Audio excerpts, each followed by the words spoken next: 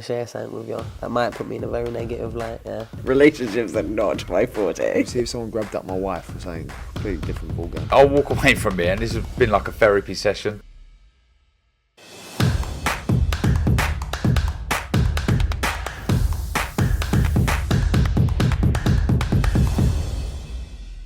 This is KUGAN CASSIUS for IFL TV, proudly sponsored by Everlast. It's the 10th of January. Happy New Year. Happy New Year. We're giving the people what they want. 10th? Is it really? Already? I think so. I'm really sorry. Like, I know people thought that sort of I'm obligated to do an end of year thing, but as you know, I was away and we tried to do a couple of days and I've only just got back and that's why we're sitting down to get it done. So I apologise that this didn't come 10 days or a week earlier, 2 weeks. To be fair, we did actually try and we were in communication, not usually doing it. But you're quite high profile these days. I'd also like to say, there's a lot of people talking about my new Parsons link up, right? And Parsons is on the verge of getting the sit down in the office this week. Like when that happened, like I did want to do you first out of loyalty, right? But like, are you okay with a Parsons sit down? Absolutely. I'd be quite pleased to see Parsons. His ego's out. Like the one thing I'll say about you, genuinely, your ego has never gone out of control. What a lovely thing to say. I actually mean that. Like, I know we muck around and we have banter, but your ego has never you've sulked a lot. You do know you sulked, don't you? You talk about AJ Klitschko now? No, that you had a big sulk then with old Burnt Bonte. That was fucking. I've forgotten all about that. He's my mate now, by the way. Brilliant. And that was a really hard. Can we just go back to that? That was a really difficult moment for me as well, personally. Like you've got to imagine, you're my mate, right? And I want you there. And the co-promoter of the event turns round and says to me, he cannot be ringside, right? And I'm like, I go, Benn, don't be silly, come on. Like, he's a very popular journalist, but no, I'm telling you now, like almost like there'll be, like how much were you in the head that the fight will be cancelled if KUGAN, we won't ring walk if I see him in the ringside. By then, I'm totally fucked. Like, I'm speaking to people about it who don't really care about you, thinking like, well, just fuck him off. Like, it's only KUGAN CASSIUS. Tell him he's got to go outside of ringside. So I'm like, all right, look, what I'm going to do is I'm going to have to phone him and tell him he's more than welcome to come, but I need to get him out of the ringside area. He'll be sweet with that. Mate, I phoned you up. You're like, well, I'm not coming. No, I'm not coming. I mean, if I'm not ringside, I shan't be there. I just shan't be there. And you fucking... I don't think I quite said it like that. No, you didn't, but you were like, fuck him, I ain't fucking come. Like, I couldn't believe it. And it was it was a horrible, horrible moment. Did you go? No, I watched it around Adam Booth's house. Yeah. But do you know what? I remember you told me as well, it was the worst moment of my whole IFL career. It was a cringiest moment ever, right? It wasn't even a great fight. Prick. But I remember you said, just give me one more chance to sort it out, right? Then I went home, I'm pacing up and down the garden, yeah? And then I went on a Twitter rampage, and to be fair, I never deleted them tweets, are still on there. And you said to me, you were in the middle of having the conversation, and suddenly, somebody showed Burnt Bonte the tweets of me sending him some suggestive messages. I went back to bat for you. It was so awkward. But he's my mate now. I see him in Miami. What show did you have in Miami? Golovkin? No, Miami. We did loads there, didn't we? The last one you did. What, the Andre fight? Yes. Because I saw I saw him there. When you say your mates now... Mate, he saw me, and I thought, is that Burnt Bonte? He literally come up to me, didn't even say anything, and put his arm around me. Okay. That show was over 3 years ago. Yeah. Have you spoken to him since? Once. Look, when you're mates now, you saw him 3 years ago and he went, how are you? Yeah, just like boxing though, fake mates in boxing, isn't it? Yeah, you're not really mates with anyone, are you? I don't know, maybe some people. Okay, listen, 2023, let's make this interview as positive as we can. Yeah, baby. Okay. I'm going to actually just mix it up a little bit now. I want to just a little recap on 2022, but don't want to dwell too much on it. But I want to kind of ask you specific questions, and then you can kind of tell me who, in your opinion, was your fighter of the year for 2022. So I think it was between Dimitri Bivol and Jesse Rodriguez. I feel that although Jesse won well in September, it wasn't his greatest performance against Israel Gonzalez. And I feel like if that would have been a fantastic performance, then those 3 victories against Quadras, Rungvisai and Gonzalez would have given him the mantra. But when you look at the story of him moving up 2 divisions on a week's notice, and it's very difficult to surpass him, only really by the brilliance of Dimitri Bivol and the victory over Canelo Alvarez, which, whatever way you want to look at it, doesn't look like as much of an upset now, but at the time, not a lot of people gave him a chance in that fight. And the way that he dealt with Gilberto Ramirez, who was, 32-0, 33-0. So I think everybody feels the same, that the 2 front runners for the year were, of course, Matchroom fighters, and Jesse Rodriguez and Dimitri Bivol. I probably give it to Dimitri Bivol because of the Canelo Alvarez victory. And, he's going to be a very tough man to beat. Very tough man to beat. Your fight of... We'll come on to this in a minute, because I'm going to ask you a separate question that doesn't maybe relate to your stable. You're such a dick. What is your fight of 2022 for Matchroom? Lee Wood against Michael Conlan. I mean, there was some great fights. The fight we had in Mexico for the light flyweight title as well, like lower key fight. But Taylor Serrano... Like, there were so many awards, like Moment of the Year, Event of the Year, Taylor Serrano, Fight of the Year, Taylor Serrano, Knockout of the Year.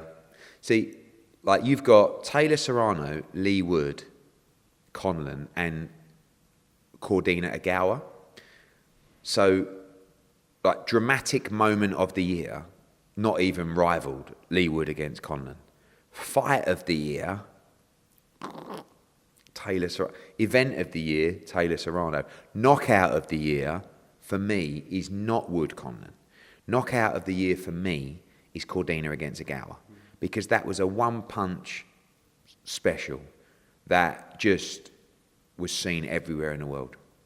So fight of the year is between Conlan, Wood, and Taylor Serrano. I'm probably going to go Wood Conlan just because of what happened during the fight. With the knockdown in the first round, with Wood getting hurt in the fight, with him knocking Conlan down in the 11th, knocking him out cold in the 12th.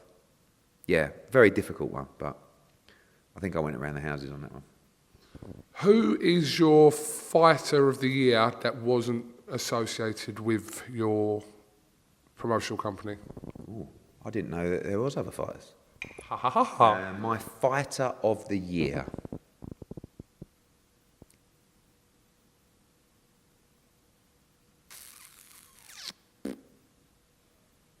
I mean, again, I'm sorry to not give you a straight answer, but I feel like me and you and you guys, I think this is a nice discussion point. I don't think we need to just come out with a name. I think we can talk about it, So I'm going to tell you a couple of fighters that I really think are good special fighters that aren't in a stable. Fighters that have come through, given great performances, might have even been one performance, but just who I think might have good 2023s as well. I'm going to say that I really rate Shakur Stevenson. I don't think he's had an opportunity beyond Valdez to show just how good he is, but I think he's a very special fighter. I don't think he's necessarily the biggest draw yet, but I think he's a very special fighter. Gervonta Davis, I think he's an electric fighter. As I said in an interview the other day, just a bad motherfucker all round. And I think his mentality is one of the reasons that makes him so dangerous. I'd give a little shout out to Regis Prograis, who, again, had the win over Zepeda. I'm not saying but I just feel like he could be in some great fights at 140. I'm also going to give a shout out to Sonny Edwards, who I think is an outstanding fighter. when you talk about mentality of fighters, like, I know this isn't part of the question, but in life, mentality is everything. And in boxing, skill set, heart, everything is key. But mentality and mindset is so powerful. That's why I talk about with people like Gervonta Davis, they don't overthink. They don't complicate the situation. They go in there with bad intentions. And Sonny Edwards, I'm not saying he has the same mentality as Gervonta Davis, but Sonny Edwards is a big believer in himself and his own ability. And I think he's going to be very tough to beat. In fact, I really, one of my big plans for 2023 is to try and unify that whole division with Julio Cesar Martinez, with Jesse Rodriguez, and with Sonny. Although Sonny's not with us, like I have no problem giving Sonny those opportunities because I think he deserves it. And I think he's going to be very difficult to beat. Very difficult to beat. So I would say he's a guy that definitely doesn't get the credit. Fighter of the, again, it's a shame Josh Lee Wood never got the opportunity for a second fight in 2023. But I know he's obviously with us. But so Tyson Fury beat Dillian Whyte and Derek Chisora. Who else is out there? Fighter of the year that's not with us. It's a lot of inactivity, really.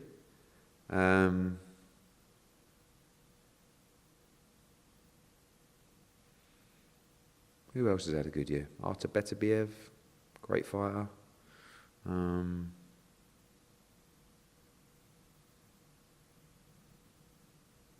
Devin Haney. There you go. I mean, I know he only beat Kambosos twice, but became undisputed champion. Great fighter. Devin Haney. Yeah, I think. Okay. The prospect of 2022 in your stable? Ooh. Well, there's so many different... Like, what is a prospect? Do you know what I mean? Like, I feel like one of our greatest prospects, as in he's on the verge of turning to fringe world level and world level. I look at, in the UK, I look at Dalton Smith. In the US, I look at Diego Pacheco. But these are guys who have had double-digit fights, who, have been through that. And then you've got other guys, like unsung people, like Janae Boston. I think is an outstanding young talent. Even Mark Castro, is on the verge now of stepping up to 8-10 rounds. Gary Cully? But again, Gary Cully's world ranked pretty much now. I can't tell you Gary Cully's a prospect anymore. No, he's above that prospect stage. Gary Cully's a world-class lightweight that's going to be in tremendous fights and going to be a big problem for the lightweight division. But those who are on the verge of making that jump, Dalton, Diego Pacheco, Mark Castro, and loads of other great young fighters, and female fighters obviously on the verge of fighting for world titles as well. But yeah, I think if it's a standout of the guys that are not early fight prospects, but the ones ready to make the jump, I think it's Dalton and Diego Pacheco. I'm going to word this very carefully. I get in trouble. Who was the most disappointing person of 2022? Like all these little rivalries you had, little back and forths with all these people, yeah? Like during the year as it went on. I'm wording that in a way, I'm not going to say... Who was the most disappointing? Yeah, who were you most disappointed with? As a fighter? No, not fighter, just someone in boxing. Like whether it's their comments, the way they were with you last year. Who was the most disappointing person for Eddie Hearn?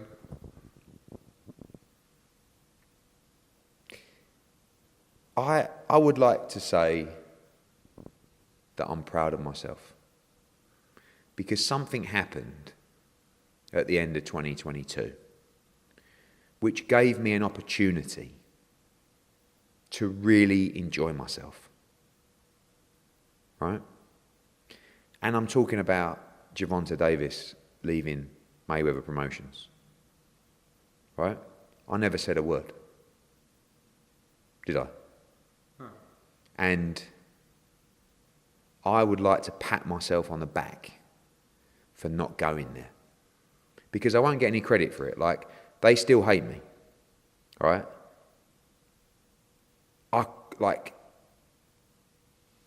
yeah, I'm not even going to go into what I could have said, or I'm not going to wind anyone up. But I just, like, this whole business is an evolution for me as a person as well. Like, you know, this business is it's a horrible business. Horrendous. Right. And I look at our darts business, and I look at Ali Pally, and my old man always says to me, how sick are you that you don't have a business like darts? Everyone's nice, everyone's honest, everyone's appreciative, but this sport and this business has taught me a lot, and it's I've been through a lot, ups and downs and highs and lows, and I have matured. Like I look at myself, even some of the no context clips, like going back 5, 6, 7 years, and I always want to be that person. I don't want to change to the point where I've gone all corporate or I just don't have a laugh anymore. But boxing does that to you. How many times? And I'll be the first to admit, I've seen some interviews last year that I was disappointed in myself, because and people have pointed it out to me on social media, but I see the bitterness of someone who I used to look at and go, oh, look at, but it's boxing. And I don't blame Frank and I don't blame Bob. I blame the industry and the sport and the business. So I'm just trying to not let, I'm trying to enjoy the beauty of this sport, and trying to share the journey with the fighters, deliver for the fighters and that process, because you've got to be so careful. I'm sure you've been through it as well. You just, I don't know, it's just, everyone's trying to bring you down, everyone's trying to fucking ruin everything, and it's just, but that was a moment. I don't know where I got the answer to the question we had up, but you know what I'm saying? So those guys let me down a little bit. Still to this day, Aram lets me down. I just, has a couple of pot shots out of nowhere. The one thing, there was a big perception that 2022 was a bad year for Matchroom. That's from the perception pushers, the ones that want to bring you down. And then I look back at the highlights and I look back at the shows that we did, and I just thought to myself, unless I'm just so deluded, who performed on a level like that, consistently like that, in terms of big shows like that, big moments? No one. And it's competitive, and I want it to be competitive, But people, I don't really look at anything that's going to upset me or what was you disappointed in? Because I get disappointed every day in this business. Every day. In fact, if I don't have a dozen problems a day, I'll be concerned, because that is the business that we're in. And so nothing disappoints me, nothing surprises me. I was, again, I don't want to revisit it. Obviously, there's a fighter that, said some things that I wasn't happy with. But it was, it was a great year of moments for us. It was a very tough year as well. Like the Conor Benn stuff, I don't mind admitting it, was a horrible period. Not just for me and for God, but in my life, really. No point hiding it. So nothing really disappointed me, maybe other than a couple of comments from a couple of individuals. But I'm too long in the game now to let anything really bother me, because by the time something's bothered you, you've got another problem. So my next one, which I could assume the answer in this, but the lowest point for you for 2022 would have been the whole Conor Benn situation. Yeah. Fucking horrendous. Firstly, you make a fight that is going to be so big for your platform, one of the biggest fights we've ever put together, biggest grossing gate at the O2, and then everything comes crumbling down. I feel like now that a lot has passed since that moment, I do feel like we took a huge amount of unnecessary stick for what happened. And ultimately, and I don't want to start blaming people, but there were certain people that we relied on in that situation that ultimately took no stick in a situation. And everything, as always, comes back to me, really. But I have to accept that. Like, and the lowest point there was, I care. Like, you know how much I love the sport. Yes, I run a business, but at the same time, like, when you go to local clubs and community clubs all year round, and then you go 2 weeks after the Conor Benn thing, and it's like, look at him now, he's just trying to clean up his image by going to local amateur. But like, you just get to a point where it's like, but the one thing I'll say is, it's never over.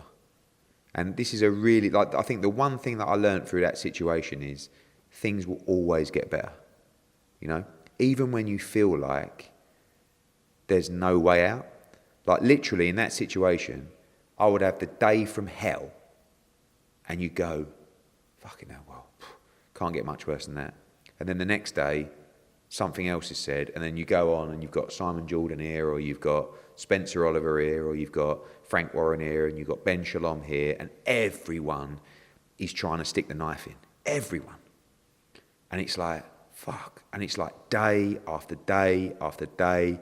Every day you wake up, every day you turn on social, it's just flooded with abuse, with criticism. Should have done this, can't believe you done that, should have done that. And it's just like, when will this end? But the one thing that I took from that, which I knew anyway, but sometimes you forget it when you're in those situations. So this is a message for people that are in those situations. You've survived 100% of the bad days you've had. You know what I'm saying? And things will always get better. There is always light at the end of the tunnel. I can't tell you when it's coming, but it's coming. And no matter how bad things are for you right now, and this isn't about boxing, this is about life. And there'll be people listening to this who are struggling, are thinking, I can't, especially where we are in the world right now. Things are going to get really bad this year for people, really bad. And you've got to be really careful, and you've got to look out for people. You've got to ask people if they're okay. Because the people that are smiling, sometimes they're not okay. And I'm telling you now, this year is going to be a tough year for a lot of people. But for anyone listening to this who's having a tough time, just hang in there. Because for every day that was unfolding, I was thinking, fuck me, there's no end to this. I mean, imagine how Conor was feeling. And I know people won't care because he failed a test. But, like, you know, for how bad I was feeling, his life must have been 10 times worse, you know? He came off social. I stayed on it. I stayed at it.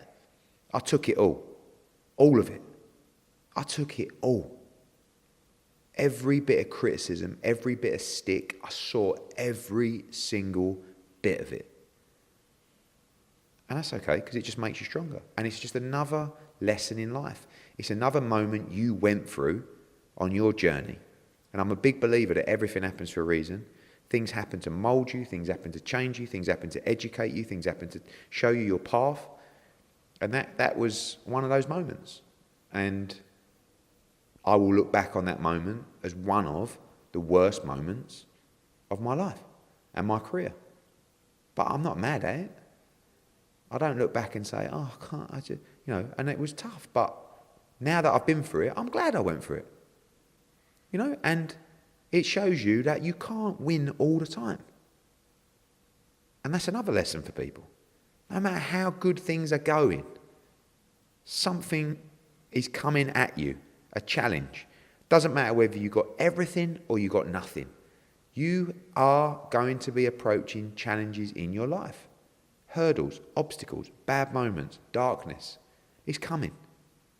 So be ready, be prepared, be strong enough.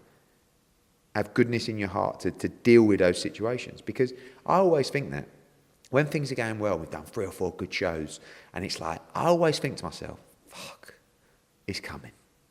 It's coming. And sometimes it comes in 2s and 3s and 4s, you know? But honestly, during that moment, I don't mind admitting it because I think it's good for people to know who are struggling. I thought to myself, I don't fucking see how, like, what, when this is out, like, what, you know? And before you know it, it's over. And it's never completely over. You still get criticism about it, but it's just, things move on and you deal with it, and we're still trying to deal with it. But I think you need to use those moments to make you stronger. I've got no time limitations today. All right, mate.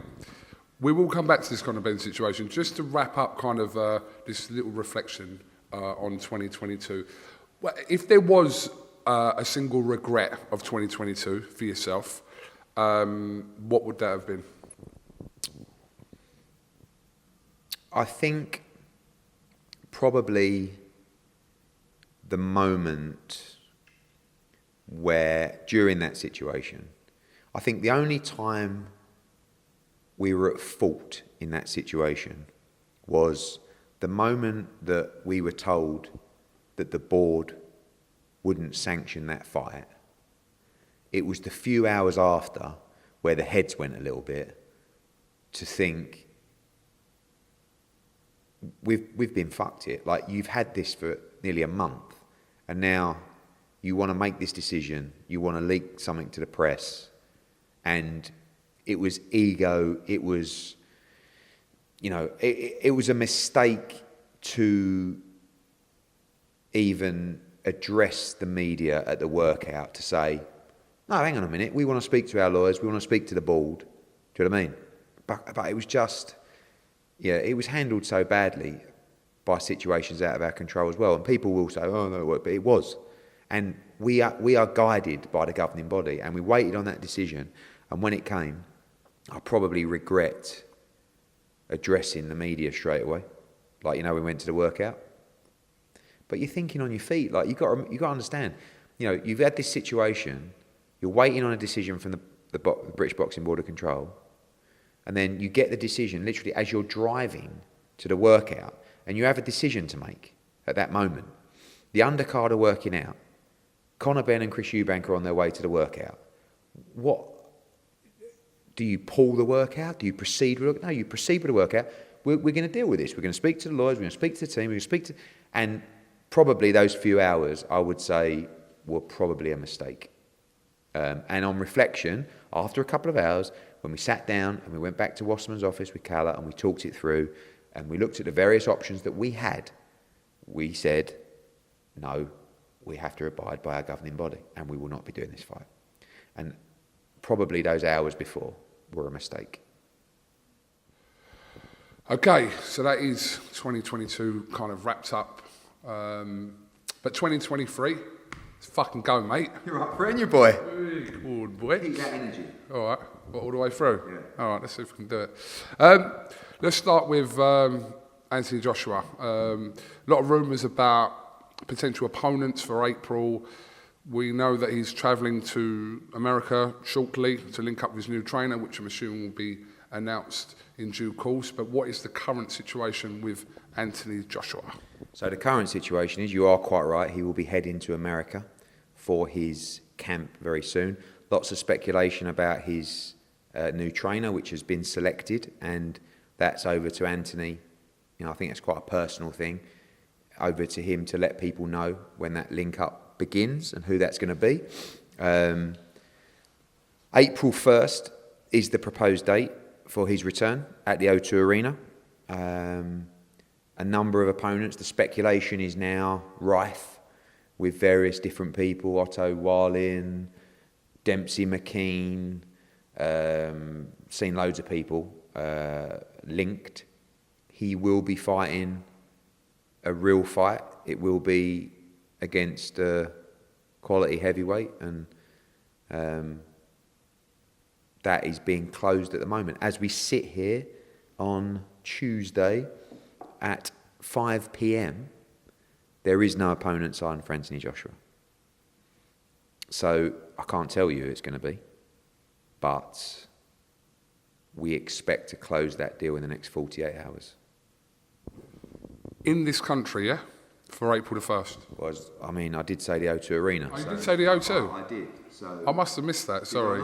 If I didn't, I apologise. Well, I might be wrong there, so let's just say, okay. More than likely. More than likely. So April the 1st, O2 Arena, back at the O2 for the first time in how many years? Since the Dominic Brazil fight, which was after the Charles Martin fight, 2016? 2016? Yeah. Yeah, because Whyte was 2015, December, wasn't it? Yeah, but then he boxed Molina at the end of 2016, I believe. So Molina was in Manchester, though. Yeah, but Brazil was at the O2. Right. So 2016.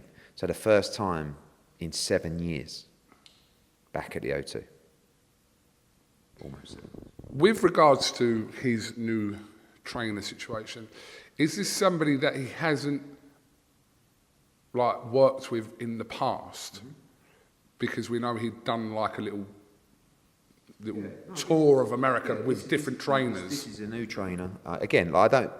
Ultimately, I feel like something as personal as this comes from Anthony, not from me. So this is a world-class trainer. World-class trainer. Everyone's very happy with the setup. I think it's an opportunity of something very fresh for Anthony, especially in terms of his environment that he'll be training in. It's the first time he's done a camp. Although he did the camp for Ruiz in Miami, this is the first time he's doing a full camp in America with an American team. And we're excited. You know, I think it's not easy when you're on top. It's never easy. But the get back is always, for me, the rewarding part. And when you see people who write him off, when you see people who don't rate him anymore, when you see people that think that there's no way back for him, that's what's going to inspire Anthony to rise again. And I still believe he's one of the best heavyweights in the world and can be the best heavyweight in the world. But he's got to prove it, and he's got to come back with a good performance. He's going to box 3 times this year. April the 1st, July, December. That's the plan. And I just feel that he needs this fight, be a competitive fight with a new team. The world will be watching. And then from there move on to a big stadium fight, whoever that may be, and then close the year with a massive fight as well, and hopefully a fight that will lead him to the World Heavyweight Championship, because that is the aim, for him to become a 3-time World Heavyweight Champion. Can you make comment on the relationship that obviously he had with Robert Garcia, obviously involved in the Usyk fight as part of the training team, but obviously both parties agreed that that wasn't really going to move forward? Yeah, good relationship. I mean, they never fell out. Robert done a great job with Anthony. Robert is an outstanding trainer. I saw a Twitter site the other day say that I criticised Robert Garcia because AJ was looking at notes in the change room and didn't seem to have the strategy right. That was for the first fight. It had nothing to do with Robert Garcia. It was a good performance from Anthony Joshua in the second fight, and Robert done a good job. But, AJ just looked around and felt that this was the best move for him. Those two get on great, and that's it really. Robert is one of the best trainers in the world. So yeah, I just feel like this was the trainer and the team that AJ was ready to move forward with. He's making that move, that commitment to America, which shows his commitment to the sport and the fact that he wants to improve, and he's ready. We're assuming, obviously, the plan is, Joshua to have this fight in April. You're talking about July there for his second of his 3 fights. Is that you're working towards making that huge fight with Dillian Whyte, that rematch? So we're assuming that Dillian Whyte will be out in and around the same time as well? Yeah, I mean, AJ wants a big fight in the summer. So the one that would make sense, the one that should be hopefully quite straightforward to make, is the rematch with Dillian Whyte. We're open to a Deontay Wilder fight. We're open to a Tyson Fury fight. We're open to every fight in the summer. But yeah, in my mind, with AJ fighting in April and probably Dillian fighting around the same time, that would lead them to a big all-British heavyweight fight in the summer. Doesn't mean it's done, doesn't mean it's, we've still got to agree terms with both fighters, but that's what I'd like to do. However, AJ knows he wants to be in the biggest fights possible, and if a bigger fight rears its head, and there's only 2 bigger fights in the division than Dillian Whyte, and that's Tyson Fury and Deontay Wilder. And if they appear somehow, 100% willing to look at those as well. But the key is April the 1st. That's the only thing that's on the mind now. I'll do the work in the background with 258 to plan out his year. AJ's real, I mean, he'd fight anyone now.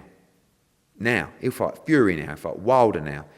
We got a run at this now where this is the moment where we've got to get everything right for him to become a 3-time world heavyweight champion. It's not even a delay for an opponent, but the reason that we're here is because he's just selected his trainer and we wanted to go through the opponents with the trainer. And the trainer ultimately will make the decisions as to who is the right fight for AJ to develop under him and to gear himself up for Whyte, for Wilder, for Fury, for all those guys. So again, that's why we're not going to be taking an easy fight. It's not going to be like, and I see everybody, just wait. Like I think you'll be happy with the opponent, and I think it's a very credible opponent if we get the guy that we want. And it's a real fight, and that's what we want. We don't want him to come in, not interested, and he's not interested in coming forward and fighting. I won't even mention the names, but people we've seen people fight before that just, it will be a real fight. Have you had any recent contacts regarding Wilder with Shelley Finkel? Over the last sort of 3 weeks? No, not the last 3 weeks. Maybe, I'm trying to think when the last one was. Maybe 4 weeks ago, maybe 4, but just really talking about, we were talking about various bits and pieces I won't go into, but also he's gearing up to fight Andy Ruiz. That's the fight ordered by the WBC, and I just said, look, Joshua's going to fight in April, and we'd be happy to go into a Wilder fight after that, and I want the Wilder fight in 2023. I know AJ does as well. That's a massive fight. Like, I still find it weird that people think that, like, surely you've got to know that I want to make the biggest fights that generate the most amount of money. Like, you can't have it both ways. It's a bit like the Lee Wood Maurizio Lara fight. People now messaging me going, "You're a joke for taking that fight. He's going to get knocked out." It's like, hang on. If I put him in with some bloke you never heard of, you go, "That's a joke fight." When you're going to put him in with someone serious?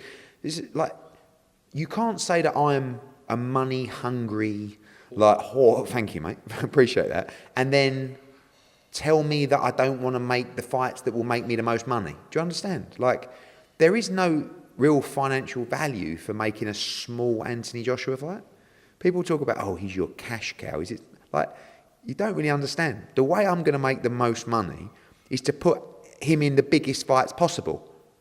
I want to do things that's right for his career, but I also want him to be in big fights. Of course I do. One, for him, because he wants to be in big fights, but two, of course, everybody wants to make money. But you can't have it both ways. So, of course, I want to see an Anthony Joshua, Deontay Wilder fight. One, as a fight fan. Two, I believe AJ wins the fight. And three, because there's a lot of money to be made in that fight.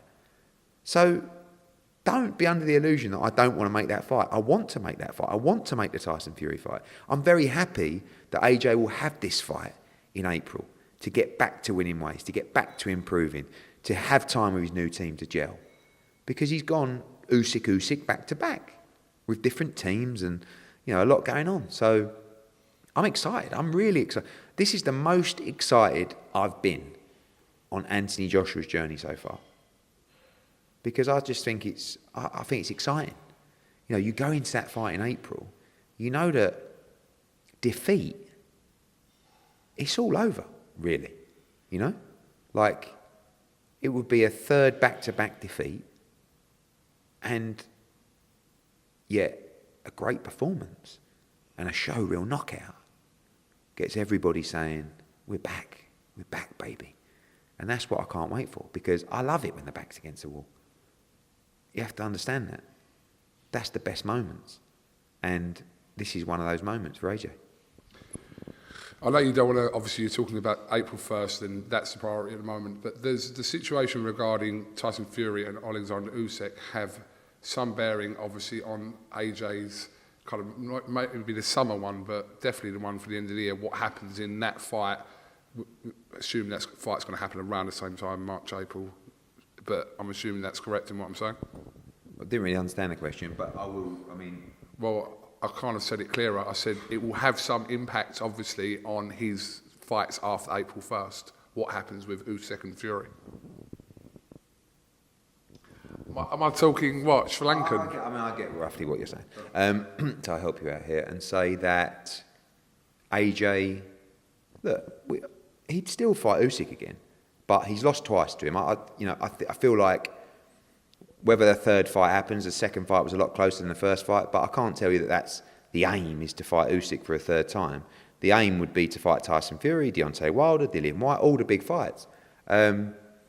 Fury, I'm sure Fury Usyk will get made. I don't know when. We've obviously got Ramadan coming up, and I think people are talking about May.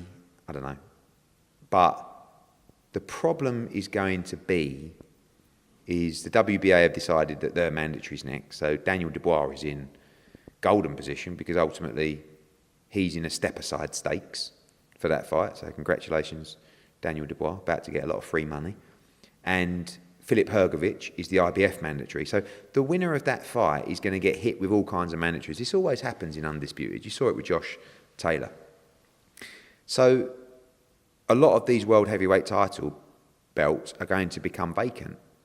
But you're also in the world of belts are always important, and I feel like the aim for AJ is to become world heavyweight champion. But the Tyson Fury fight or the Deontay Wilder fight, if they come with a belt, fantastic. But do they need a belt? No, not really. So I really hope AJ gets to fight Tyson Fury.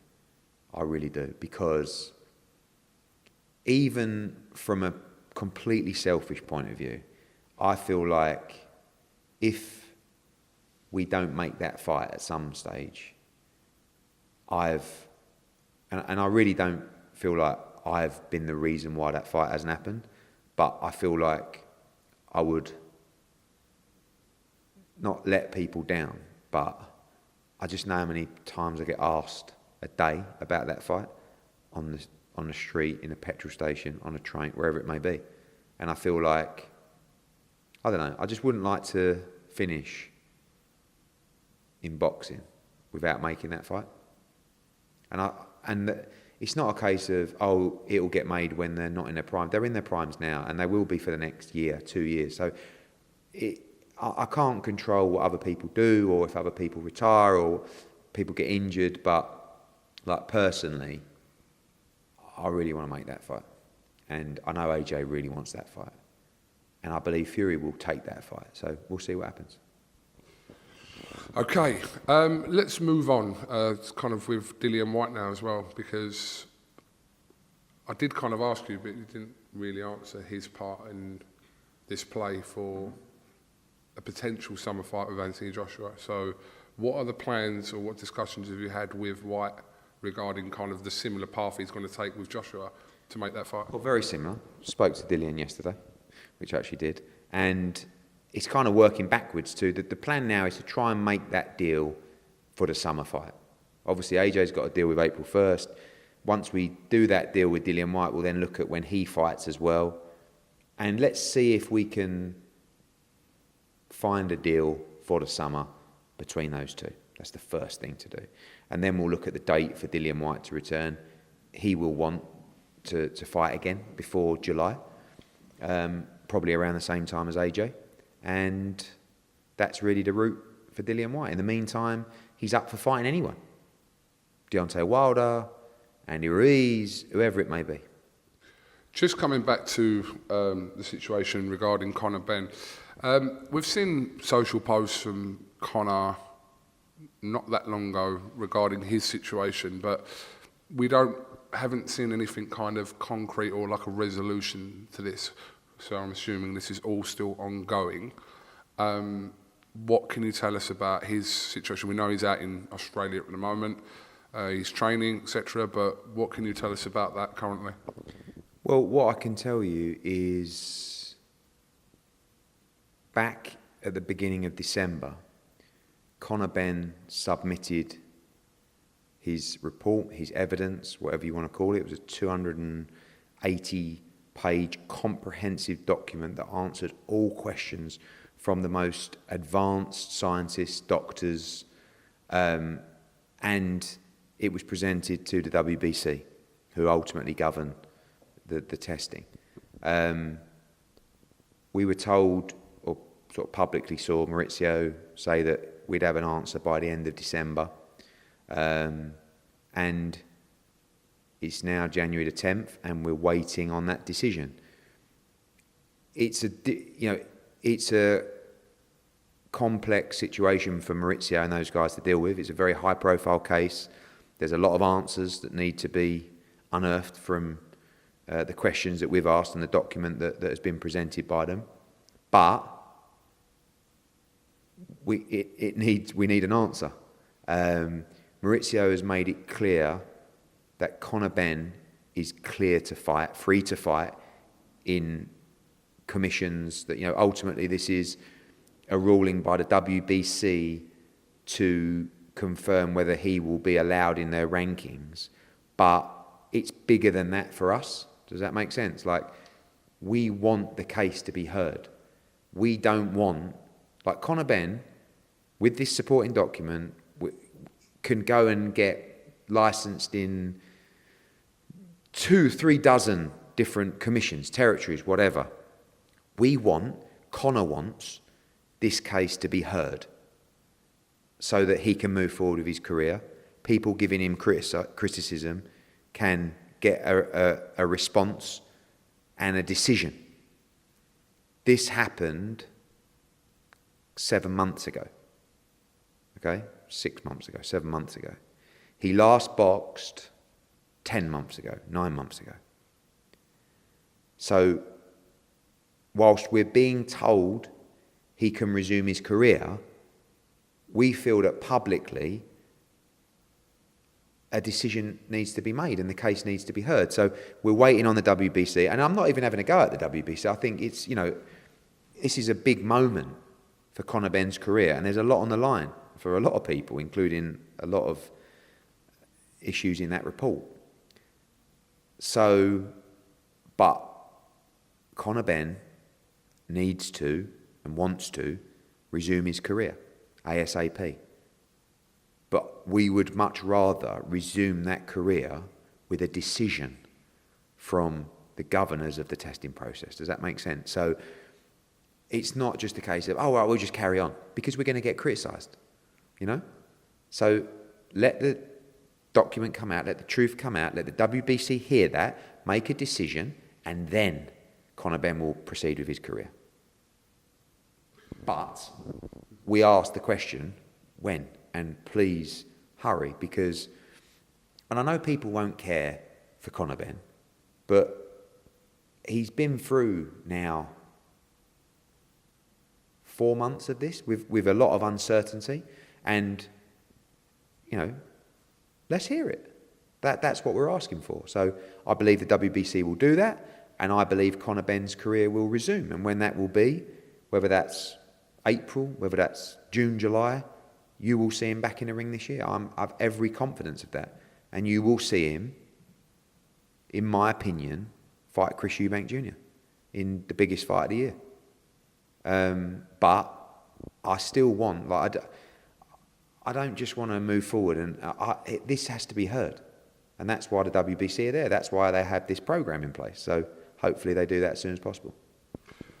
If Conor Benn wanted to obtain a licence from the board again today, we know he relinquished it, what would that situation be now? Or is that dependent on what the WBC do after they've gone through the findings? That's a decision for the British Boxing Board of Control. Ultimately, any commission now that we apply for a licence with, I would want them to see the report, because that work's been done. And again, I know no one will care, but there's a huge amount of money spent on that report to make sure that Conor Benn can clear his name and the truth can come out. I want people to see that. And if that means presenting it to the British Boxing Board of Control and letting them make a decision, no problem. But right now, that document is with the WBC, who are responsible for hearing this case. And he feels free. He might not want to apply for a British Boxing Board. Some people, Tyson Fury is a good example, who had a dispute with the board and decided, I don't want to box under a British Boxing Board of Control licence. Many people have. I would always like a British fighter to fight under a British Boxing Board of Control licence. But ultimately, it's their decision. Some things happen, arguments happen, ego gets in the way, people feel like they've been mistreated. And I want Conor Benn, firstly, I want his case to be heard. That's the most important thing for me. And secondly, I want his career to resume. But people will always criticise until that case is heard. And that's what we're asking. That it's been 5 or 6 weeks now, or approaching. We feel like that's enough time to come to a decision, and hopefully that'll be imminent. Will we ever learn specifics of what is in that document? Conor is very passionate about this whole situation, and he's very emotional about this whole situation. Hasn't been gagged, but he's been told, you have to present, this has to be presented. You can't just go out on Twitter and say, well, what happened was, this is a specific case that has to be heard before a panel. So it's frustrating for him. And I think the answer is, whatever way it goes, he's not going to be able to not give his opinion of what has happened. So it's a waiting game to hear back from WBC, then I'm sure that... Yeah, it is, but you can't, when you're mapping out the career of a fighter, you can't just play a waiting game, You can't just say, let's just give them till March or April. Like, how long does it take? I know it's a long document, but that's the job of the governing body, is to deal with disciplinary matters like this. And it is a difficult spot for the WBC, but that's, you put the programme in place, you have to be able to deal with these situations. Okay, I'm going to reel off some fighters now. Tell me about the plans for these fighters now. Remember we used to do this and go through every single one, but we're not going to do that because obviously there's always someone you miss out and then they get the send you a little DM. Canelo. Plans for Canelo for 2023? So, spoke to Canelo last night, I didn't really. Canelo Alvarez, in an ideal world for us, will return in May with, I think it's disrespectful to call it a comeback fight, but what it is a comeback fight from his injury. And I believe he will fight his mandatory challenger, which is John Ryder, the interim world champion. That fight could take place in America. Ali Pali? Probably not Ali Pali. Could be UK, could be Middle East, looking at various options.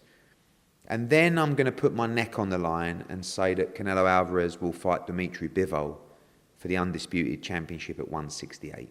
There's a lot of work to be done. But Dimitri Bivol is up for the challenge. Dimitri Bivol is about legacy. And he has a chance, if he can beat Canelo Alvarez, to then fight Beterbiev in his next fight for the undisputed at 175. Yard's fighting Beterbiev. I'm sorry to Yard. If he wins, maybe he fights Bivol. Did you say that fight wouldn't happen? Was that you that said that? Hold on. Let's just go back here because this is important. What I said was, over a year ago, Yard is not fighting Beterbiev, so why doesn't he fight Buatsi? That was like a year ago. When I say he's not fighting him, I don't mean ever in his entire life, but he didn't fight him for 12 months after that interview. And he could have fought Buatsi for 7 figures in the summer, in the autumn, in the winter, and still fought. He still fought.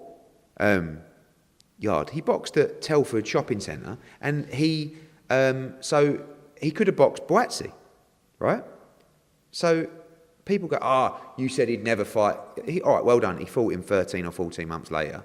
He could have fought Buatsi. Anyway, dud point. Good luck to Anthony Yard. I like him. I think he's got a chance. Callum Smith has to fight the winner of that fight. Callum Smith, his next fight will be announced shortly. It will be in March. He is mandated to fight the winner of Yard Beterbiev from the WBC. Okay? Bivol, because he might be on your list as well, will fight around the same time, April, May, whenever that will be. I would like him to fight Joshua Buatsi. Okay? If he beats Joshua Buatsi, he will fight Canelo Alvarez. If Joshua Buatsi wins, he will probably fight Canelo Alvarez.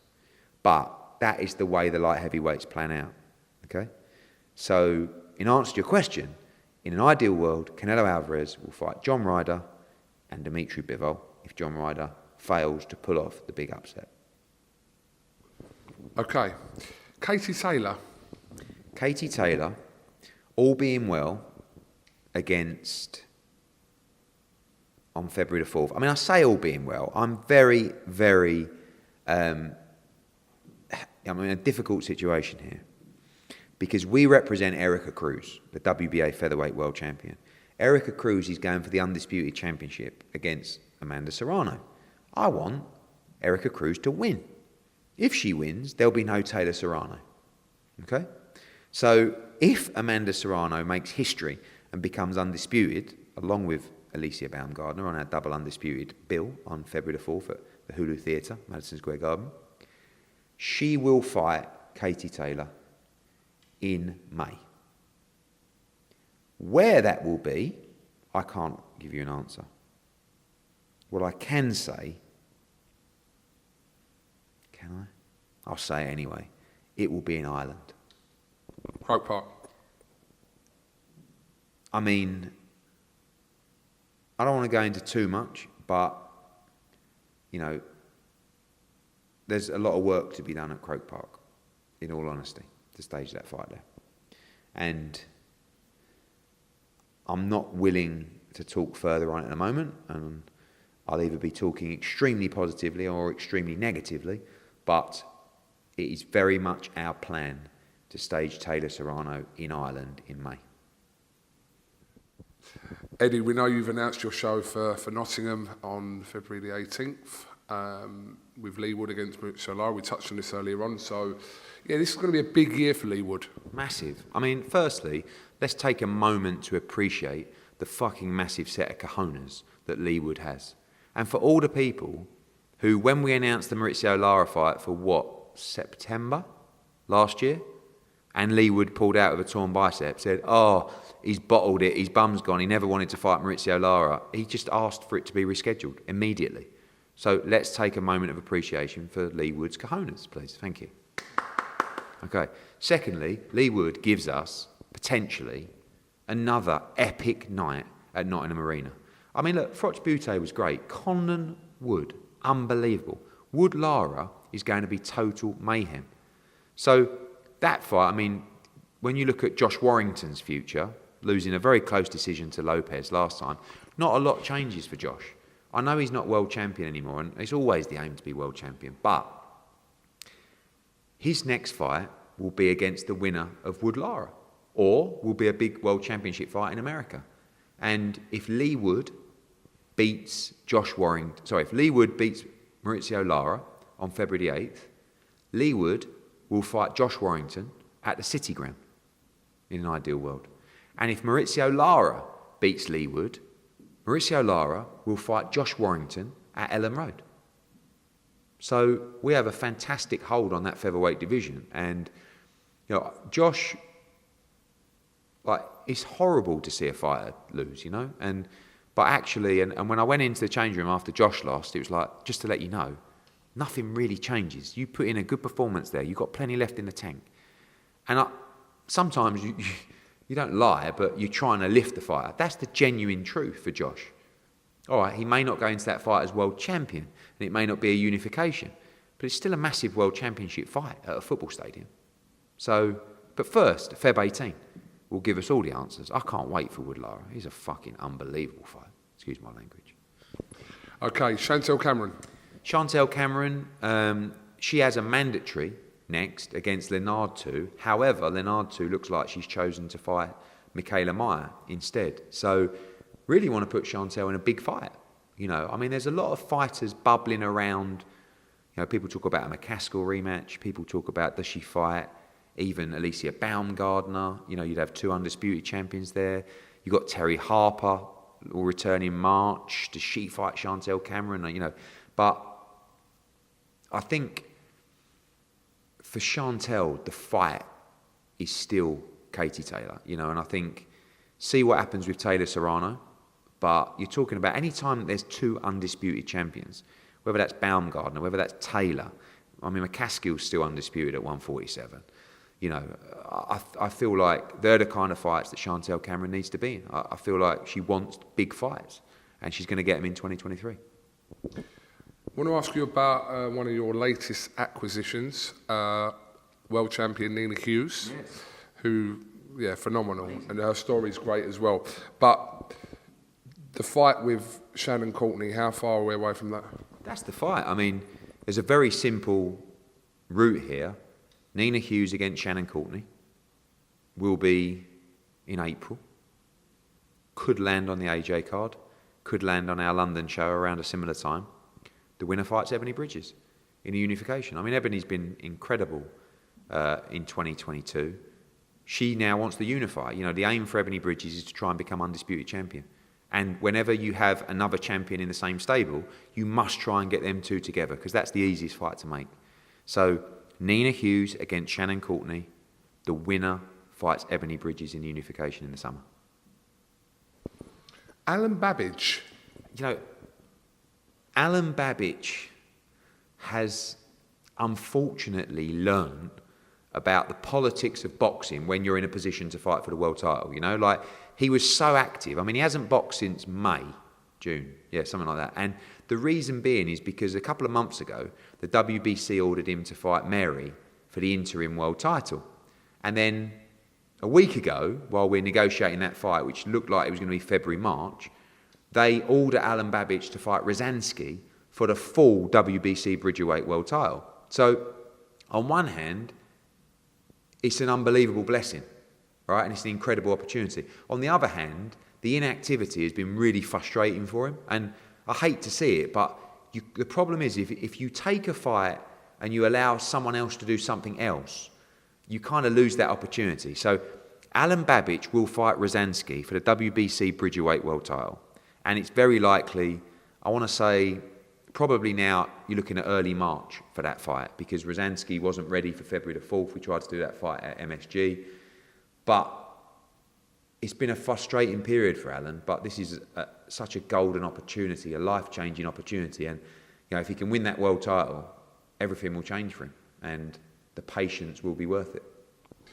Going to be interesting years for Kevin Ajago, Chevon Clark, and also Campbell Hatton as well. So you can kind of talk about all them. Yeah, I mean, Kevin had a really frustrating end to 2022 after a great year. You know, he boxed at the back end of 2021 in Liverpool. Then he boxed in Nottingham on the Lara card.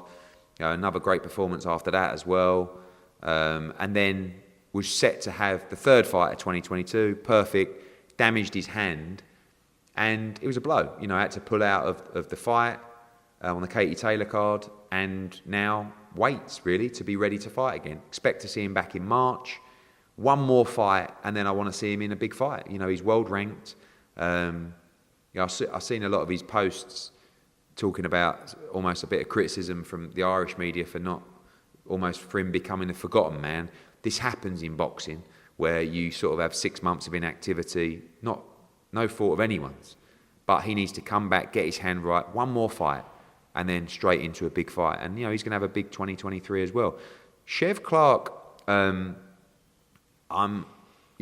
really have big plans for Chev Clark. I feel like his performances are getting better and better. I think he's unbelievably exciting. He's a great character. We're announcing the Nottingham card on tomorrow. He's fighting on the Nottingham card in a British title final eliminator in a really, really good fight. And I think he's someone that you can let the leash off. I really do. This is the perfect fight for him. I think he can be in all the big domestic fights in the cruiserweight division. His stablemate as well, Jordan Thompson, who's just linked up with Tony Sims. It's a great link up. He's going to be a big threat to the British cruiserweight division as well. And big plans for Chev. Campbell Hatton will be back in March as well. He's had a great 2022 of learning. 2023 is about to get a lot tougher for him. But I feel like blowing our own trumpet, I feel like we've done a great job for Campbell. We've given him every opportunity. We've boxed him around the world. And now it's on him to keep improving, up the rounds, up the level of opposition, and now show us what he can do in 2023. A few people mentioned Campbell Hatton and Aqib Fiaz as a potential fight. Great fight for Manchester. I mean, I feel like Campbell's still 6 months off that level of Aqib. Aqib is a guy we also have big plans for. You know, I think he's a very good fighter. There's a massive following in Manchester. He's ready now to start moving up to titles. And, you know, he's going to be a big part of our plans, particularly in the Northwest, in 2023. And I think you'll see him out probably in March, maybe on that Liverpool card with Callum Smith. Again, massive ticket seller and, you know, very exciting.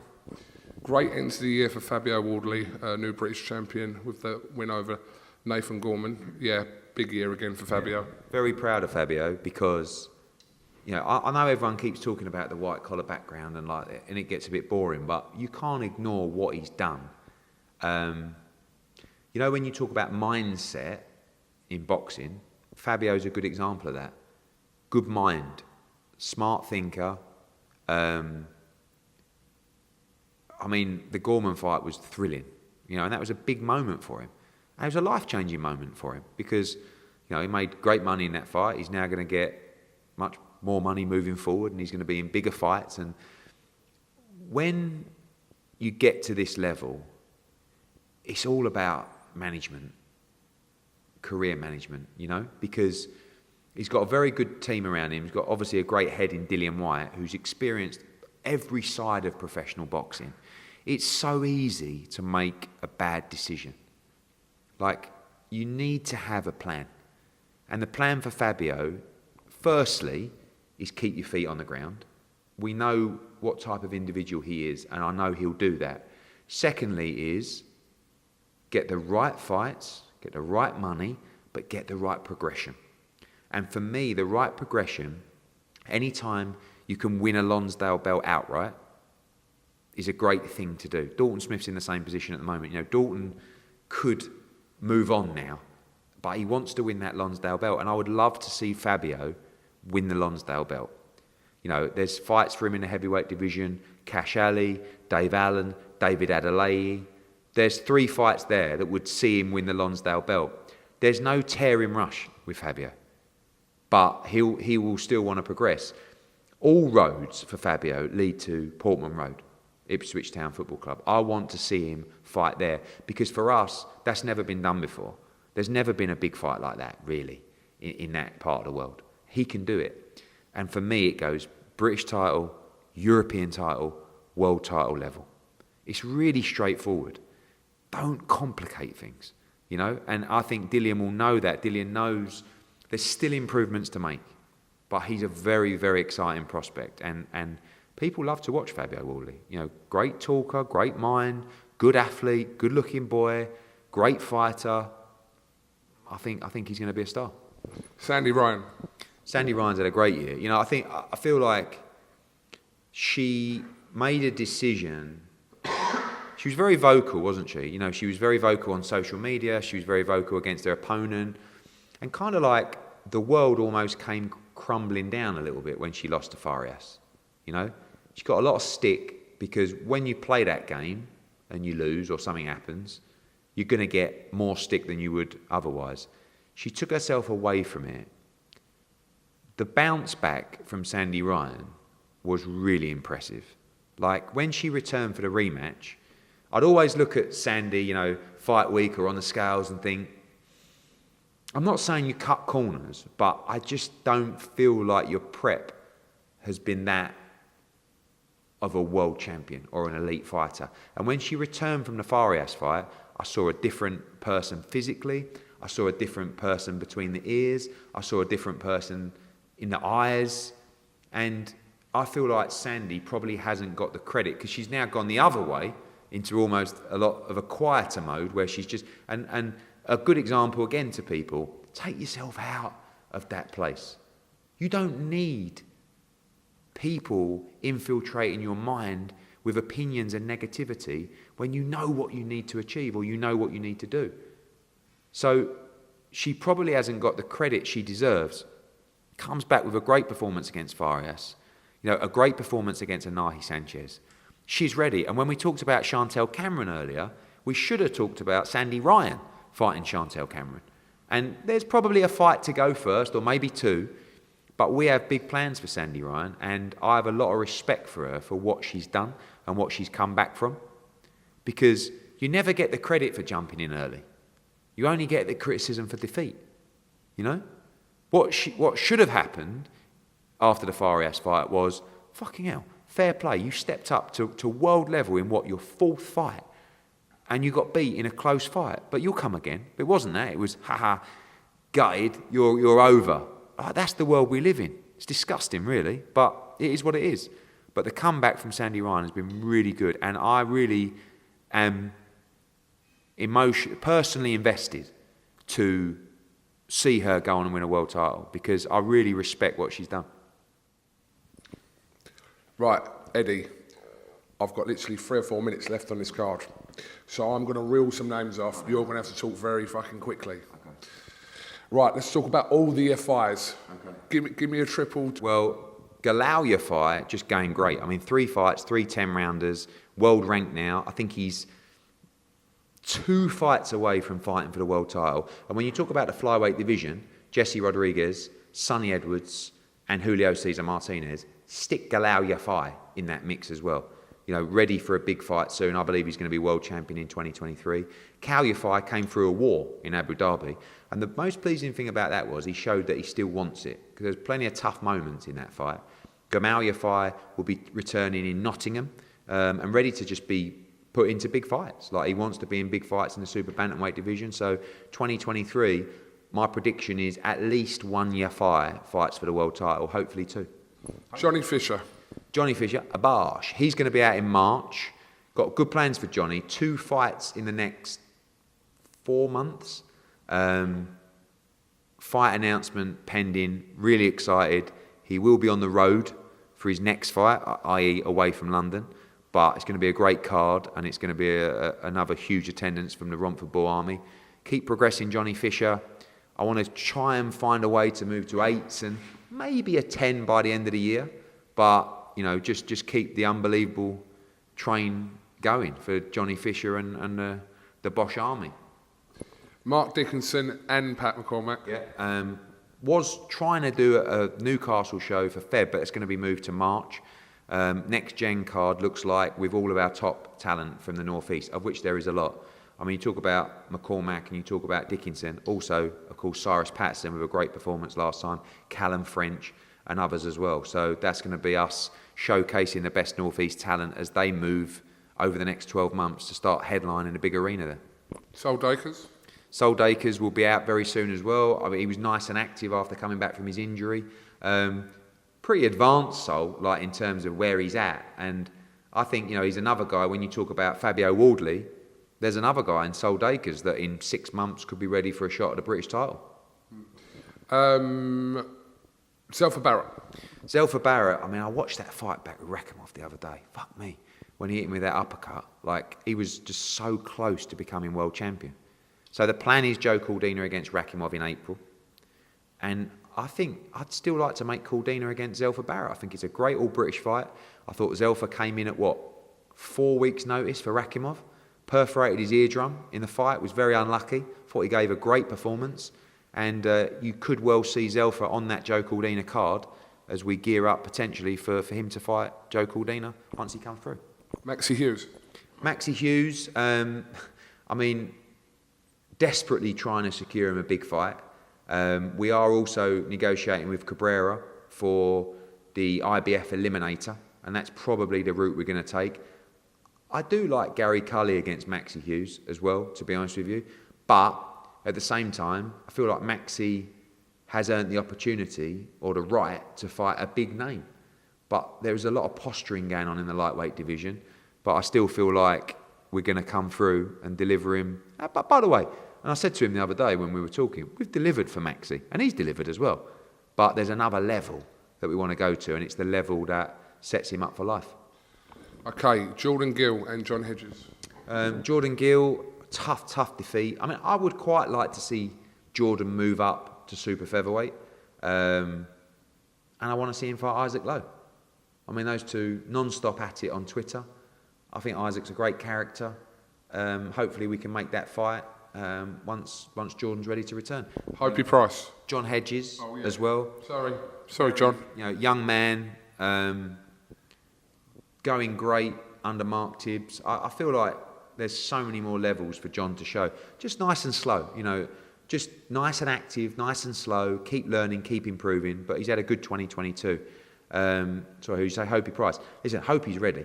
I want to see Hopey fight all the top fighters in Britain. And I want to see him fight Dennis McCann.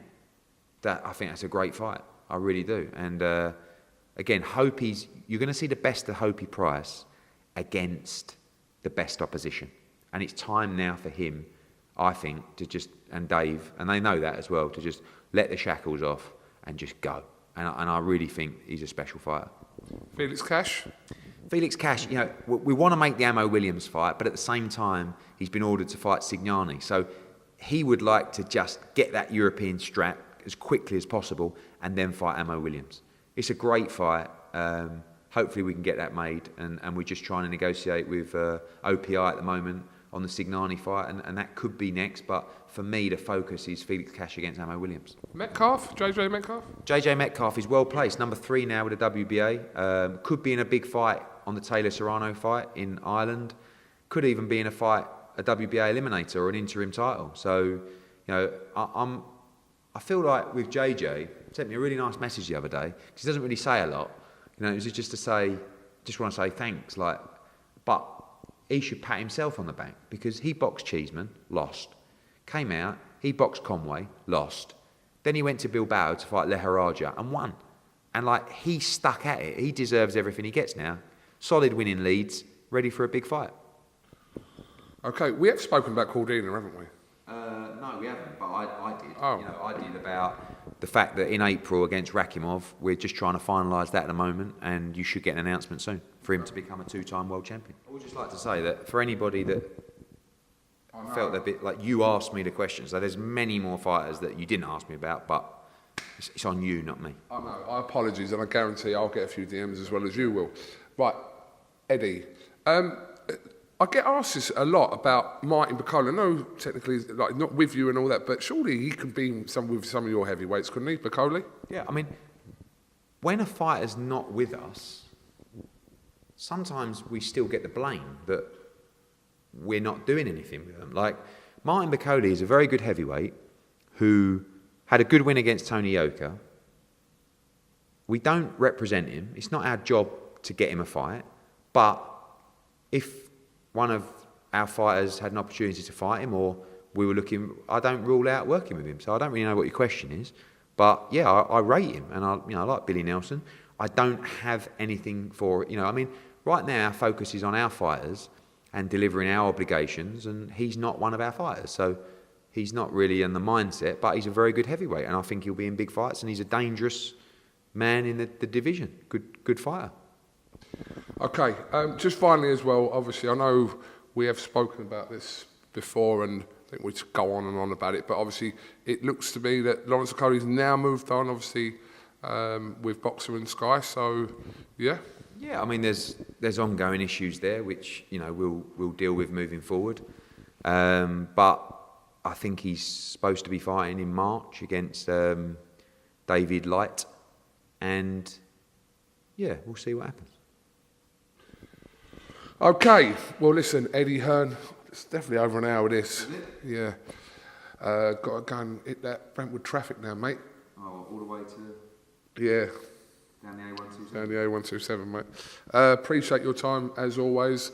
We'll look forward to... I can't believe you ain't got a fucking show in the UK till Feb 18th. Because we were going to go on January the 28th, and Better Behave Yard was Jan 28th. You did it for the fans. I did it for the fans. I did it for you guys. No, we didn't need to... obviously, you got KSI next week, then you got Eubank... KSI's this week. this Saturday. Then you've got Liam Smith against Eubank the week after, available on DAZN, by the way, in America, Canada and Germany. And after that, you've got Better Behave Yard. Feb 4, we could have done Leewood, but we'd already booked Madison Square Garden for Taylor Serrano. Feb 11, Taylor Serrano? Sorry, for Serrano Cruz. Feb 11 wasn't available at Nottingham Arena, so it's Feb 18. So we'll go Feb 18.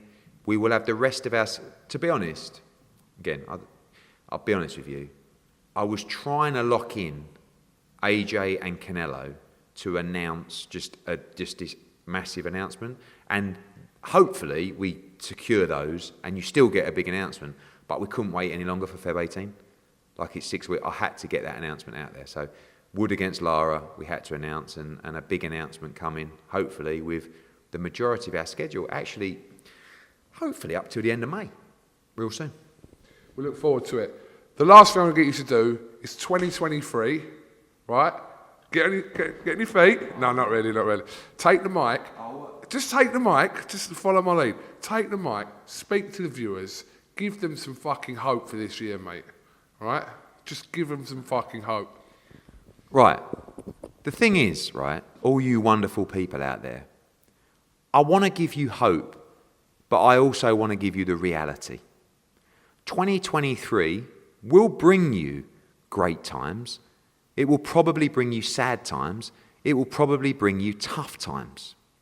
The most important thing to understand is that however bad things can get, they will always get better.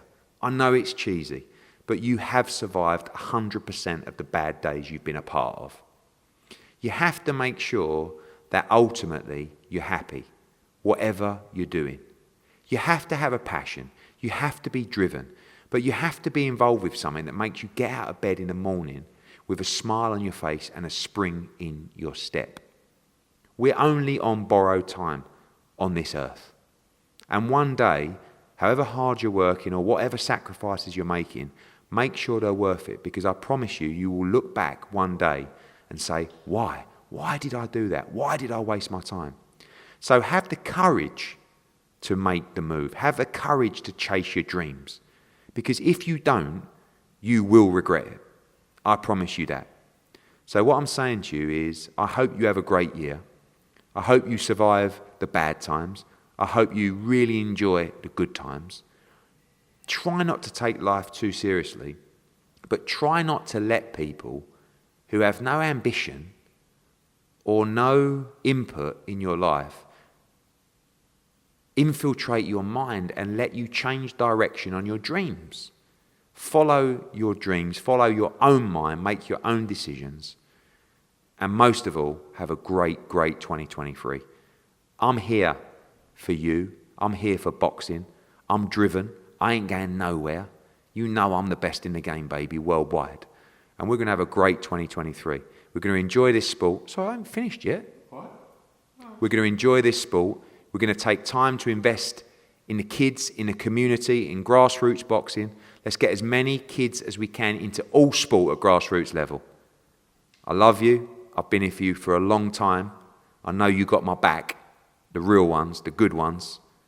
And let's smash it in 2023. Mate, I didn't know if that's Eddie Hearn or Gandhi. Honestly, that you absolutely smashed that. We have to keep it real, right? There's too much bullshit out there at the moment. Like, I look at all these motivational things and like, you have to keep it real. Life is hard. Everything is hard. There was I'll follow this Dr. James, right? I don't know if you've seen me post some stuff. He had a great thing the other day where he said, getting up to go to the gym before work is hard, right? Putting everything into your work day when you're shattered is hard.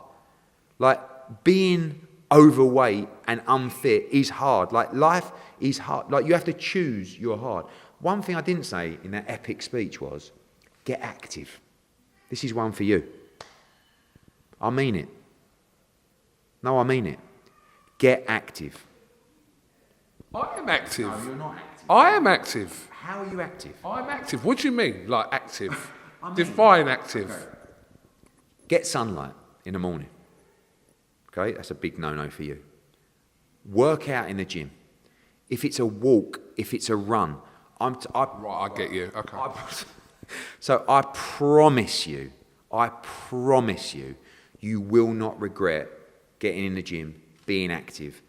It won't solve your problems, but it will give you the opportunity to deal with your problems. I promise you. Please, anybody listening to this, get active. Get in the gym, get sunlight, get on the treadmill, walk the dogs, walk yourself, whatever you have to do. I promise you, do that. I'm glad you clarified what you meant, by the way. Well, I can't believe you even argued with me. I am active. I'm not active as in doing interviews. Anyway, have ice baths. What? Have ice baths. Ice baths for me, I can't like. I'm gonna actually bring out some kind of like recovery rooms or something like that. I'm telling you now what ice baths have done for me. It ain't funny. I'm not, I am laughing, but Mentally, right? Physically, metabolism, like assisting with my training, have ice baths. Anyone listening to this, right? Are you putting this out tonight? yes, well, I'm trying to.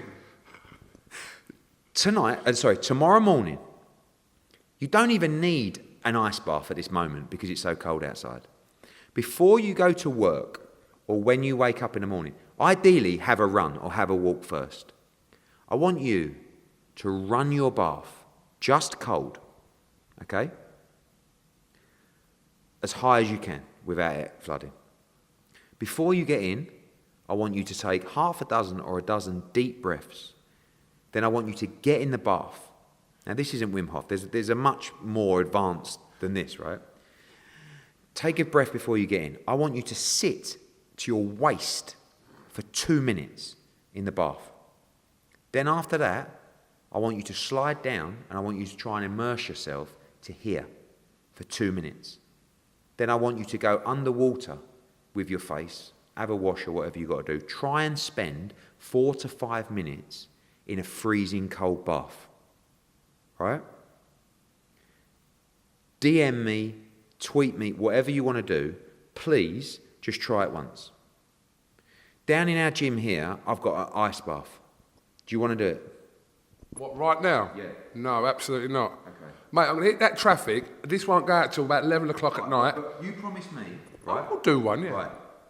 During the next week or 2 weeks, right, you will come in here and you will have a workout, right? We'll have a run together or whatever, even if you do half an hour walk. I don't want to do it naked though, can I wear shorts or something?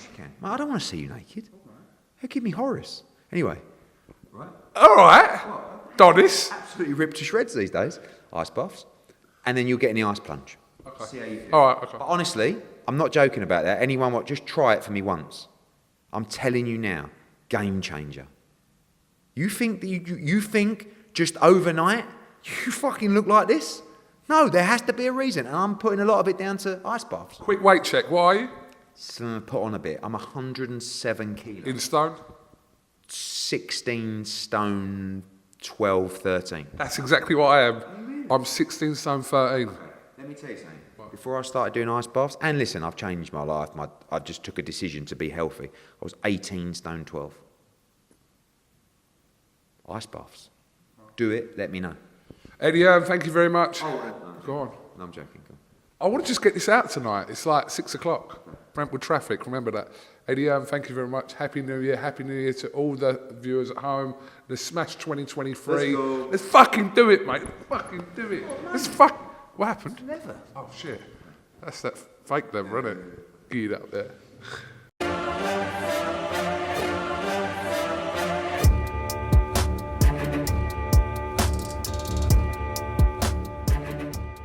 I'm going to share something with you that might put me in a very negative light, yeah. Relationships are not my forte. See if someone grabbed up my wife or something completely different ballgame. I'll walk away from here, and this has been like a therapy session.